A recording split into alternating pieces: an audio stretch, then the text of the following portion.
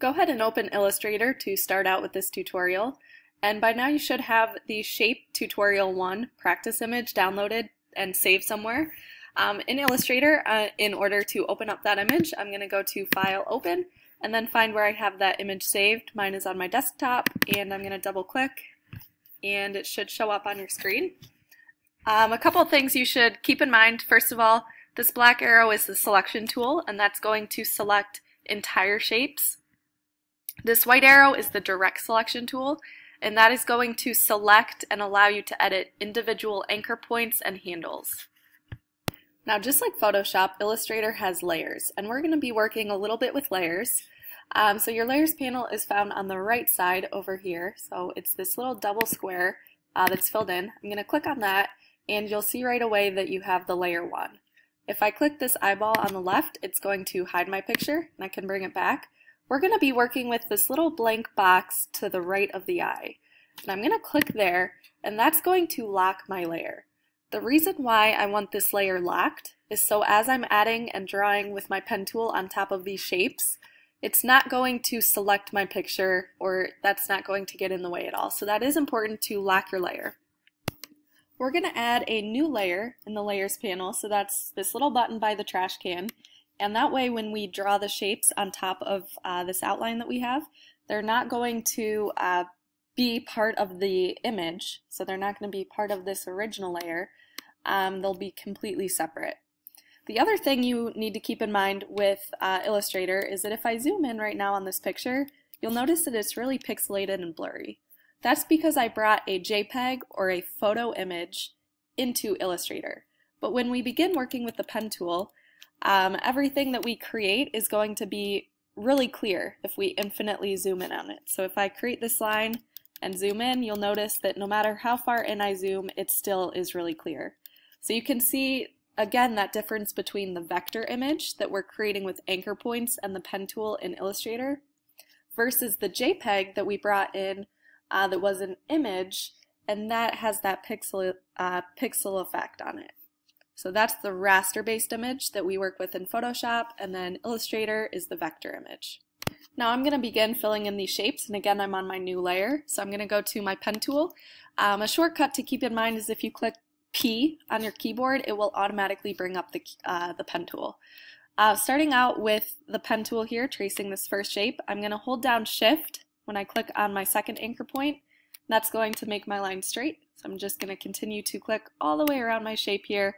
Make sure that you end your shape exactly where you started. So you're going to click on your starting anchor point in order to end the shape. In order to change the color of my shape that I just created, I need to click on my selection tool because right now I have my pen tool selected. So if I was to try and fill my color in, I don't have a specific shape selected. So I need to click back on my selection tool, select my shape, and then down here are the colors. So right now my fill is white. So if I wanted to change that color, I would double click, choose a color for the fill, and then it will change. And then this outline is called the stroke. So that's the outline around your shape. And if you double click on that, you can change that color as well, and then hit OK. If you need to make more of a thicker stroke or a thicker outline, if you come up to the top here where it says stroke, you can click on that and adjust the weight. So you can see how this weight of the stroke is getting a lot thicker. If you click on this little arrow here, this is going to switch what you have, so it will switch your fill and stroke. So now, again, those colors are flipped. If I did not want a fill, if I did not want to see any color, I could click on my fill, my box here, and then go to this little box with the red line through it, and that will get rid of the fill. Now I'm going to move on to my next shape. I'm going to go back to my pen tool and decide where I want to start. So I'll start at this corner here, and I'm going to click with my first anchor point, go to the corner of my shape, and then continue around.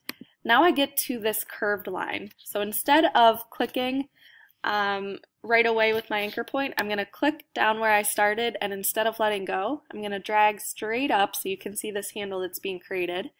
And then in order to make that curve accurate and really fit with the line, I'm going to start to drag my handle slowly to the left, and then I'm going to line up that shape and let go.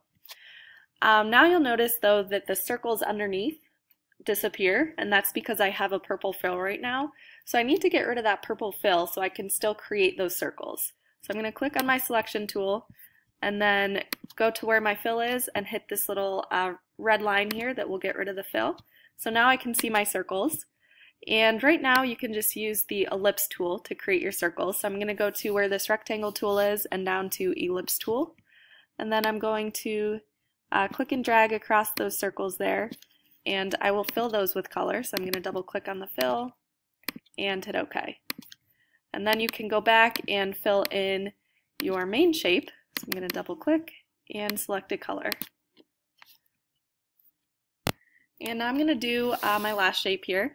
So I'm going to click on my pen tool and I'm going to decide where I want to start with this shape. And remember, you want to always create shapes in as few clicks as possible. So I'm going to try to do this with just these 3 anchor points. So my first one here, and then another anchor point at the very bottom. And I'm going to click and drag that handle out, trying to line up my edge as perfectly as I can. And then I'm going to let go. And now you'll notice that if I went to try and complete my shape, it's creating this curved line. But I don't want that curved line. I want a point at the very bottom of my shape. So in order to get rid of that curved line, since it's attached to this handle at the bottom, I'm going to go back to my anchor point and click on that again. And that's going to give me a straight line coming back off of my shape. So then I'm going to click back where I started on my first anchor point, and instead of letting go, I'm going to click and drag to the right here and create this handle, trying to line everything up at that correct angle. And then I'm going to let go. Go back to my selection tool, and if you need to use your direct selection tool, you can click on specific anchor points and move those around in order to adjust and edit your shape. So I can change the angle of my line. If I click on this point of my handle, I can change that. Go ahead and finish tracing the rest of the shapes and stop when you get to the D, or just save this for last, and we're going to go through and do a little bit more of a detailed step on how to cut this middle shape out. So starting out when you get to the letter D here, you're going to use your pen tool again and start outlining everything. So I'm going to go ahead and outline the edge of my shape. Keep in mind that you want to use as few clicks as possible, so instead of using a lot of little clicks next to each other, where if you zoom in it's going to be kind of having that jagged edge, you want to use more of that curved edge with as few clicks as possible. And by the way, if you want to go back and undo something in Illustrator, all you have to do is hold down Command and hit Z multiple times, and that will take you back to your last step. So I'm going to try and create this curve holding down my handle, pulling that up a little bit. Again, this kind of dips down too low, so I'm going to click back on that anchor point and continue to go around and create my shape here. Now you'll notice again that it's tricky to see the rest of my outline, so I need to get rid of my fill. So I'm going to click on this red line and continue with my shape. And then I need to outline this middle part of my shape.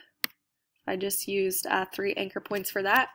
And then go ahead and fill in your shapes. So I'm going to double click and choose a color here, and then I'm going to choose a separate color for the outline and hitting OK. Now we need to cut out this middle shape. In order to do that, you need to hold down Shift on your keyboard and select both of those paths, both of those shapes. So I have both of these selected, so I can let go of Shift now. And I'm going to go up to Object, Compound Path, and then Make. So when I click Make, it's going to cut out that middle shape. Go ahead and fill in the rest of the shapes. When you are finished in Illustrator, this is different from Photoshop, how to save the JPEGs. But you're going to go up to File, and instead of Save As, I'm going to go to Export and Export As.